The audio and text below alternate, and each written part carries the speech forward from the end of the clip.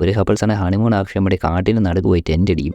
പക്ഷെ അവർ ചെന്ന ഫോറസ്റ്റ് എന്ന് പറഞ്ഞാൽ ക്രൂരന്മാരായിട്ടുള്ള ആളുകളുടെ ആയിരുന്നു. അപ്പോൾ ഇന്ന് നമ്മൾ കാണാൻ പോകുന്നത് വെച്ചാൽ 2020 ഇറങ്ങിയ ആർമി ഓഫ് ഫൺ എന്ന് പറഞ്ഞ സിനിമയാണ്. അപ്പോൾ നമുക്ക് ഏതായാലും നേരെ വീഡിയോയിലേക്ക് പോകാം. സിനിമ ആരംഭിക്കുമ്പോൾ നമ്മളെ കാണിക്കുന്നതെന്ന് വെച്ചാൽ പോലീസുകാരനായിട്ടുള്ള ഡൈലനും അവൻ്റെ ഭാര്യയായിട്ടുള്ള ബർണറും കൂടെ ഹണിമൂൺ ആഘോഷിക്കാനായിട്ട് ഫോറസ്റ്റിലേക്ക് പോകുന്നതാണ്. അങ്ങനെ ഇവർ പൊക്കോണ്ടിരിക്കുമ്പോഴാണ് പെട്ടെന്നൊരു ട്രക്ക് പുറകിൽ നിന്ന് വരുന്നത്. അതിനുശേഷം അതിൻ്റെ അകത്ത് ഇരിക്കുന്നവനാണെങ്കിൽ ബർണറിനെ മോശം വാക്കുകൾ ഉപയോഗിച്ച് കളിയാക്കിക്കൊണ്ടിരിക്കും.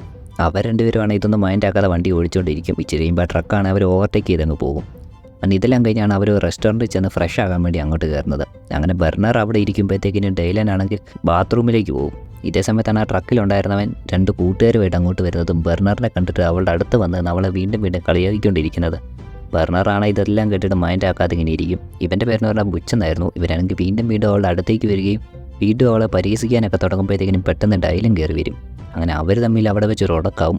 അങ്ങനെ ആ ഉടക്ക് കൺട്രോൾ വിട്ട് പോകുന്നുള്ള അവസ്ഥയാകുമ്പോഴത്തേക്കിനും ആ റെസ്റ്റോറൻറ്റ് ഓണറായിട്ടുള്ളൊരു സ്ത്രീ അങ്ങോട്ട് വരും. അങ്ങനെ പുള്ളിക്കാരത്തി അങ്ങോട്ട് വന്നിട്ട് ആ പ്രശ്നം അങ്ങ് ഒതുക്കി തീർക്കും. എന്നിട്ട് അവരാണെങ്കിൽ ഡൈലനോട് പറയും, ഈ നാട്ടിലുള്ളവരാരും ഇങ്ങനെ ഒരു കപ്പിൾസിനെ അങ്ങനെ കണ്ടിട്ടില്ല ഇവിടുന്ന്, അതുകൊണ്ടാണ് അവരിങ്ങനെ വന്ന് കളിയാക്കുന്നതെന്നൊക്കെ പറഞ്ഞ് പുള്ളിക്കാരത്തി ആ മാപ്പ് ചോദിക്കും. അപ്പോൾ ഡൈലനാണെങ്കിൽ അതിൻ്റെ ഒന്നും ആവശ്യമില്ല, ഇപ്പം തന്നെ ഈ ഹെൽപ്പ് ചെയ്തതിന് നന്ദിയൊക്കെ പറയും. അപ്പോഴത്തേക്കും പുള്ളിക്കാരത്തി പറയും, പുള്ളിക്കാരത്തിനെ മാമാന്ന് വിളിച്ചാൽ മതി, ഈ നാട്ടിലുള്ള എല്ലാവരും അങ്ങനെ വിളിക്കുന്നതെന്നൊക്കെ പറയും. അങ്ങനെ അവരവിടുന്ന് ഫുഡ് എല്ലാം കഴിച്ച ശേഷമാണ് രാത്രി ക്യാമ്പ് ചെയ്യാൻ വേണ്ടിയിട്ട് ഫോറസ്റ്റിൻ്റെ ഉള്ളിലേക്ക് പോകുന്നത്. അങ്ങനെ അവരാണെങ്കിൽ ഫോറസ്റ്റിൻ്റെ സെൻട്രലായിട്ടുള്ള സ്ഥലത്താണെങ്കിൽ സെറ്റിൽ ചെയ്യും. കുറച്ച് കഴിയുമ്പോഴാണ് അതുവഴി ഒരു പോലീസ് ഓഫീസർ വരുന്നതും ഇവരെ കണ്ടിട്ട് അങ്ങോട്ട് വന്നിട്ട് പറയും, ഈ ഏരിയ കിടക്കുമ്പോൾ സൂക്ഷിക്കണം, കാരണം ഇവിടെയുള്ള നാട്ടുകാരും അത്ര നല്ലതല്ലെന്ന് പറയും. അവർക്ക് ഒരിക്കലും ഈ ഔട്ട്സൈഡേഴ്സിനെ ഒന്നും അക്സെപ്റ്റ് ചെയ്യാൻ പറ്റാത്ത തരത്തിലുള്ള നാട്ടുകാരാണെന്ന്, അതുകൊണ്ട് എപ്പോഴും സേഫ്റ്റി നോക്കിക്കണമെന്നൊക്കെ പറഞ്ഞിട്ട് പുള്ളിക്കാരത്തി അങ്ങ് പോകും. അങ്ങനെ ഓഫീസർ പോയ ശേഷമാണ് ഇവർ രണ്ടുപേരും കൂടെ പതിയെ നടക്കാൻ തീരുമാനിക്കുന്നത്. അങ്ങനെ ഇവർ രണ്ടുപേരും കൂടെ ഫോറസ്റ്റിൻ്റെ ഉള്ളിലേക്ക് വീണ്ടും നടന്നു പോകും. അങ്ങനെ കുറേ ചെന്ന് കഴിയുമ്പോഴാണ് വഴി രണ്ടായിട്ട് തിരിയുന്നത്, ലെഫ്റ്റിലേക്ക് റൈറ്റിലേക്കും. അപ്പോഴത്തേക്കിനും ഡൈലനാണ് ബർണറോട് ചോദിക്കുക എങ്ങോട്ട് പോകണമെന്ന് ചോദിക്കും. ബർണർ പറഞ്ഞാൽ ലെഫ്റ്റിലേക്ക് പോയി നോക്കാമെന്ന് പറയും. അങ്ങനെ അവർ രണ്ടുപേരും ലെഫ്റ്റിലേക്ക് നടക്കുമ്പോഴാണ് ഇച്ചിരി കഴിയുമ്പോഴത്തേക്കിനും പെട്ടെന്ന് മഴ പെയ്യുന്നത്. അങ്ങനെ ഇവർ രണ്ടുപേരും മഴ നനയാതിരിക്കാൻ ഓടിച്ചെന്നൊരു ക്യാബിനിൽ കയറും. അങ്ങനെ ക്യാബിനിൽ കയറി കഴിയുമ്പോഴത്തേക്കിനും ഈ മഴയുടെ മൂടൊക്കെ നല്ല റൊമാൻറ്റിക് ആയിരുന്നു. അങ്ങനെ അവരാണെങ്കിൽ നല്ല റൊമാൻറ്റിക് മൂഡിലൊക്കെ ഇരിക്കും. അങ്ങനെ അതെല്ലാം കഴിയുമ്പോഴത്തേക്കിനും ബർണറും ഡൈലാനും കൂടെ ആ ക്യാബിൻ്റെ അകത്ത് എല്ലാ സാധനങ്ങളും ഒന്ന് സെർച്ചൊക്കെ ചെയ്യും. അങ്ങനെയാണ് ബർണർ അതിൻ്റെ അകത്ത് ഒരു സീക്രട്ട് റൂം കണ്ടുപിടിക്കുന്നത്. അങ്ങനെ അത് തുറന്ന് നോക്കുമ്പോഴത്തേക്കിനും അതിൻ്റെ അകത്ത് കുറേ തോക്കുകളിരിക്കുന്നതാണ്. ഇത് കാണുമ്പോഴത്തേക്കും ബർണർ ഉടനെ ഡൈലനെ വിളിക്കും. ഡൈലനും അങ്ങോട്ട് ഓടി വന്ന് നോക്കുമ്പോഴത്തേക്കിനും ഇത് കണ്ട ഉടനെ ഡൈലൻ പറയും, ഇവിടെ ഇനി നിൽക്കുന്നത് അപകടമാണ്, ഉടനെ തന്നെ പോയേക്കാന്ന് പറയും. അങ്ങനെ ഇവർ പോകാൻ വേണ്ടി തുടങ്ങുമ്പോഴാണ് പെട്ടെന്ന് ബുച്ച് പുറകിൽ നിന്ന് വന്ന് ഇവർ അടിച്ചിടുന്നത്. അങ്ങനെ അവർ രണ്ടുപേരുടെയും ബോധം പോകും. അങ്ങനെ ബോധം വരുമ്പോൾ ബർണർ കാണുന്നതെന്ന് വെച്ചാൽ ബർണറിൻ്റെ മുമ്പിലിരുത്തി ഡൈലനെ അവർ ടോർച്ചർ ചെയ്തുകൊണ്ടിരിക്കുന്നതാണ്. അങ്ങനെ ഡൈലനെ അവർ ഫിസിക്കലിയും ടോർച്ചർ ചെയ്യും. ഇത് ബർണറിൻ്റെ മുമ്പിലിട്ട് ബർണറിനെ ഇത് കാണിച്ചുകൊണ്ട് അവളെ മെൻ്റലിയും ടോർച്ചർ ചെയ്തുകൊണ്ടിരിക്കുമായിരുന്നു. അന്നേരമാണ് ബുച്ചിൻ്റെ ഒരാൾ വന്ന് ബുച്ചിനെ വിളിച്ചുകൊണ്ട് വെളിയിലേക്ക് പോകുന്നത്. അത് കഴിഞ്ഞ് പുള്ളി പറയും, അവരിപ്പോൾ ടോർച്ചർ ചെയ്തുകൊണ്ടിരിക്കുന്നത് പോലീസുകാരനെയാണെന്ന് പറയും.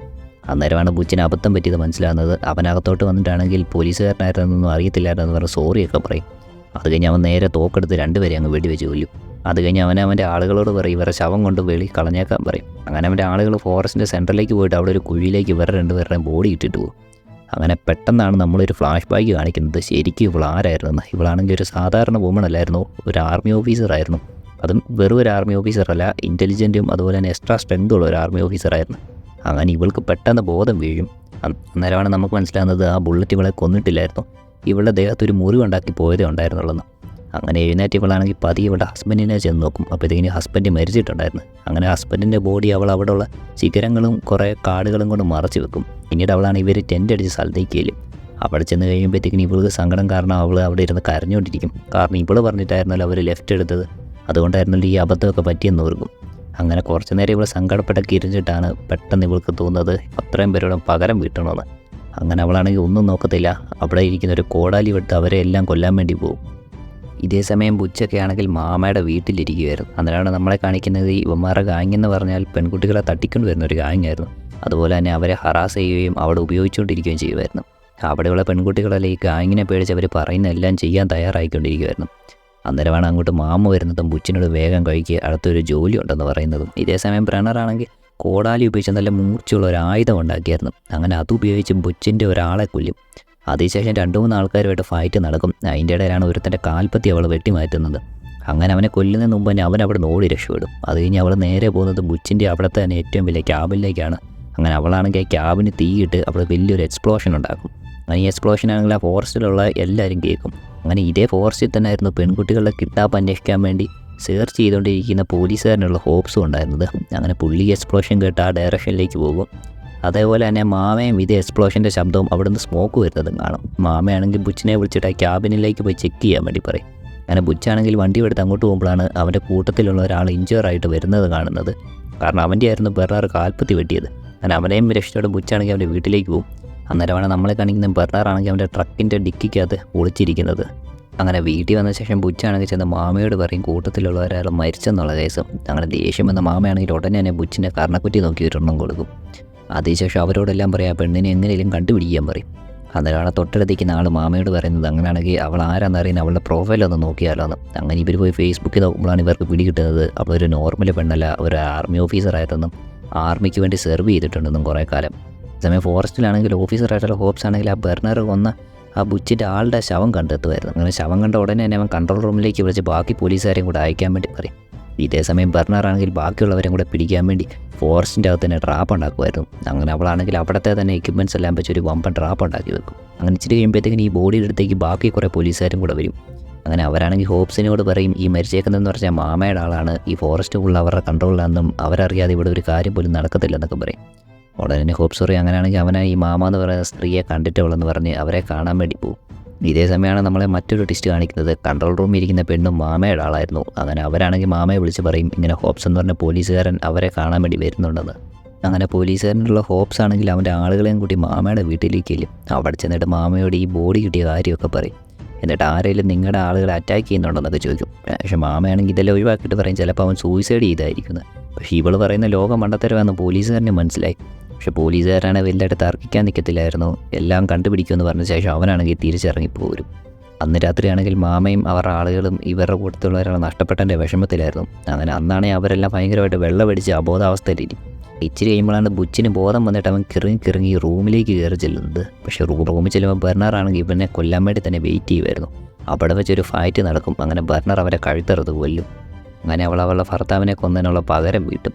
പിറ്റേ ദിവസമാണെങ്കിൽ ബെർണർ അതേ വീട്ടിൽ തന്നെ ഒളിച്ചിരിക്കും. അന്നേരമാണ് അവൾ കാണുന്നത് മാമയുടെ തന്നെ ഒരു പെൺകുട്ടിയെ വലിച്ചുകൊണ്ട് പോയി റൂമിൻ്റെ അകത്ത് പൂട്ടിയിടുന്നത്. അങ്ങനെ അവൻ പോയ ശേഷം അവൾ പോയി ആ റൂമിൽ നോക്കുമ്പോൾ അവൾക്ക് പിടികിട്ടുന്നത് ഇവിടെ ഒരു പെൺകുട്ടി മാത്രമല്ല ഒരുപാട് പെൺകുട്ടികളെ കൊണ്ടുവന്ന് ലോക്ക് ചെയ്തിട്ടേക്കുവാന്ന്.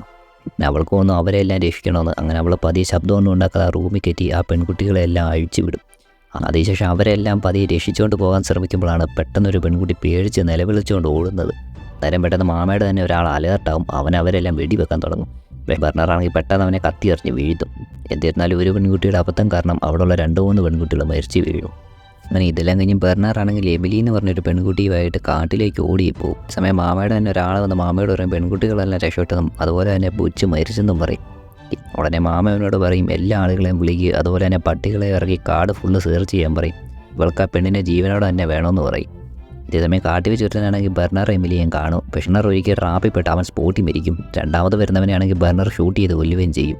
അങ്ങനെ രാത്രി ബെർണറും എമിലി സംസാരിച്ചുകൊണ്ടിരിക്കും. അന്നേരം എമിലി ബെർണറോട് പറയും അവൾ പ്രഗ്നൻ്റ് ആണ്, അതുപോലെ തന്നെ അവൾക്ക് മരിക്കാൻ പേടിയാണ്. എങ്ങനെ വന്നാലും ഇന്നലെ നാളെ മാമയുടെ ആൾ പിടിക്കുമെന്ന് അറിയാം, പക്ഷേ ബാക്കിയെല്ലാം ദൈവത്തിന് വിട്ടുകൊടുത്തേക്കുമെന്ന് പറയും. അന്നേരം ബെർണർ പറയും എമിലിനെ ഒരിക്കലും ആരും ഒന്നും ചെയ്യത്തില്ല, ഇപ്പോൾ രക്ഷിക്കുമെന്നൊക്കെ പറയും. പിറ്റേ ദിവസം ആകുമ്പോഴത്തേക്കും മാമയുടെ ആളുകൾ പട്ടിയുമായിട്ട് ആ കാർഡ് ഫുള്ള് സെർച്ച് ചെയ്യും. അങ്ങനെ അവർ എമിലിയെ കണ്ടുപിടിച്ച് പിടിച്ചുകൊണ്ട് പോകാൻ നേരത്താണ് ബെർണർ അവരെ രണ്ടുപേരെ ഷൂട്ട് ചെയ്യുന്നത്. അന്നേരം അങ്ങോട്ടേക്ക് പോലീസുകാരനായിട്ടുള്ള ഹോപ്സ് വരും. പക്ഷേ ഹോപ്സിന് പെട്ടെന്ന് വെടിയേക്കും. അങ്ങനെ ഹോപ്സിനെ വെടിവെച്ചവനെയും ബെർണർ വെടിവെച്ചിടും. അത് കഴിഞ്ഞ് അവർ രണ്ടുപേരും കൂടെ ഹോപ്സിനെ രക്ഷിച്ചുകൊണ്ട് പോയി ഒരു സ്ഥലത്ത് ഒളിപ്പിച്ച് വെക്കും. എന്നിട്ട് പറയും ഇവിടെയുള്ള ആളുകളെല്ലാം ഡിസ്ട്രാക്ട് ചെയ്ത് വേറൊരു ഡയറക്ഷനിലേക്ക് കൊണ്ടുപോകാം. ഇതേ സമയത്ത് പോലീസുകാരനോട് രക്ഷപ്പെടാൻ പറയും. അങ്ങനെ ഇവർ രണ്ടുപേരും പോലീസുകാരനെ വിളിപ്പിച്ച് വെച്ചിട്ട് മറ്റൊരു ഡയറക്ഷനിലേക്ക് പോകും. അങ്ങനെ ഇവർ ചെന്ന് പെടുന്നതെന്ന് വെച്ചാൽ മാമയ്ക്ക് വേണ്ടി വർക്ക് ചെയ്യുന്ന പോലീസുകാരുടെ അടുത്തേക്കാണ്. അങ്ങനെ ഇവർക്കാണെങ്കിൽ ആ പോലീസുകാരിയെ പറ്റി ഒന്നും അറിയാത്തതുകൊണ്ട് അവളോട് ഹെൽപ്പ് ചോദിക്കും. അങ്ങനെ അവൾ ഹെൽപ്പ് ചെയ്യാമെന്ന് പറഞ്ഞ് ഇവരെ രണ്ടുപേരെയും കാറ് കയറ്റി കൊണ്ടുപോകും. അങ്ങനെ ഇവരാണെങ്കിൽ 2 ദിവസമായിട്ട് ഓട്ടോ വരുന്നുണ്ട്. ആ വണ്ടിക്കകത്ത് മയങ്ങിപ്പോവും. ഇവർ മയക്കം തെളിയുമ്പോഴത്തേക്കും കാണുന്നത് മാമയുടെ ആളുകളെ ചുറ്റുവേറെ നിൽക്കുന്നതാണ്. അങ്ങനെ അവരാണെങ്കിൽ രണ്ടുപേരും ടോർച്ചർ ചെയ്യാൻ തുടങ്ങും. അങ്ങനെ അവരെ റൂമിലേക്ക് കൊണ്ടുപോയി വീണ്ടും ടോർച്ചർ ചെയ്യാൻ നേരത്താണ് എമിലി പറയുന്നത് ബുച്ച് കാരണം ഇവൾ പ്രഗ്നൻ്റ് ആണെന്ന് പറയും. ഇത് കേൾക്കുമ്പോഴത്തേക്കിനെ മാമൻ പറയും ഇവളെ മാത്രം ടോർച്ചർ ചെയ്യേണ്ട, ഇവൾക്ക് വേറൊരു മുറിയിലേക്ക് കൊണ്ടുപോകാൻ പറഞ്ഞിട്ട് ബെർണറെ അവളെ കെട്ടിയിട്ട് ടോർച്ചർ ചെയ്യും. അങ്ങനെ ഇച്ചിരി ചെയ്യുമ്പോഴാണ് ടോർച്ചർ ചെയ്തുകൊണ്ടിരിക്കുന്നവർക്ക് ഫുഡ് കൊടുക്കാൻ വേണ്ടി എമിലി വരുന്നത്. അങ്ങനെ എമിലി കത്തി ഉപയോഗിച്ച് ടോർച്ചർ ചെയ്തുകൊണ്ടിരുന്നവനെ കൊല്ലും. അത് കഴിഞ്ഞ് ബെർണർ അവിടെ നിന്ന് റിലീസാക്കും. വെളിയിലോട്ട് ഇറങ്ങി ബെർണറാണെങ്കിൽ ഓരോരുത്തരുമായിട്ട് ഫൈറ്റ് ചെയ്ത് ഓരോരുത്തരെയും കൊന്നുകൊണ്ടിരിക്കും. അങ്ങനെ അവൾ പതിയെ മാമയുടെ അടുത്ത് വരുമ്പോഴേക്കും മാമയാണ് എമിലിയുടെ കഴുത്തിൽ കത്തിയും വെച്ച് നിൽക്കുവാണ്. എന്നിട്ട് അവളോട് തോക്ക് താഴെ ഇടാൻ പറയും.